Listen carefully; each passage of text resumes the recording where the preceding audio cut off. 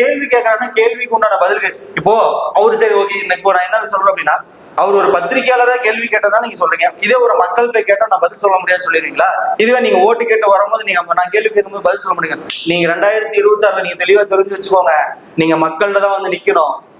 புரியுதுங்களா? இப்ப வந்து மக்களோட பிரச்சனை தானே நின்றீங்க. இதே தூய்மை பணியாளர்கிட்ட வந்து நீங்க நிற்பீங்க கண்டிப்பா. சென்னையில முக்கால்வாசி தூய்மை பணியாளர் தான் உங்களை வாக்களிச்சு ஜெயிக்க வச்சிருக்காங்க. அதை நீங்க வந்து கண்டிப்பா வந்து மறந்துடக்கூடாது. புரியுதுங்களா? இதை வந்து நீங்க ஞாபகம் வச்சுக்கணும். இதே நான் ஒரு வேடிக்கையா தான் பாக்குறேன். புரியுங்களா? அதாவது இன்னொரு விஷயம் நான் வந்து உங்க காணொலியை நான் கொடுத்துருப்பேன். என்ன அப்படின்னா, இதே கான்வர்சி தான் போயிட்டு இருந்தது.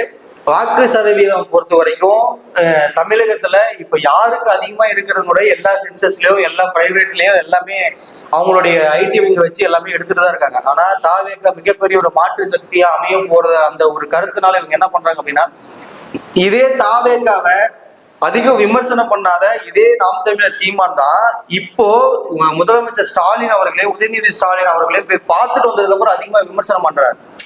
புரியுதுங்களா? அப்போ அங்க அஜெண்டா வேற மாதிரி நடந்திருக்கு. அப்போ நான் என்ன சொல்றேன்னா, நீங்க வந்து நாம் தமிழர் வந்து டிஎம்கேவோட பி டீம் தான் சொல்லுவேன். புரியுதுங்களா? இதுக்கு முன்னாடி வந்து நான் திமுக வந்து நான் விமர்சனம் பண்ணுவேன், நான் விமர்சனம் பண்ணி பேசிட்டப்ப எல்லாமே பண்ணுவோம்னு சொல்றீங்க. இப்போ வந்து விஜய் வந்து எங்க கூட கூட்டணி வச்சுட்டா நாங்க வந்து எங்களுடைய வாக்கு சதவீதம் முடிஞ்சது அப்படின்னு சொல்லி நீங்க சொல்றீங்க. அப்படி வாக்கு சதவீதம் நீங்க எத்தனை எம்எல்ஏ வச்சிருக்கீங்க?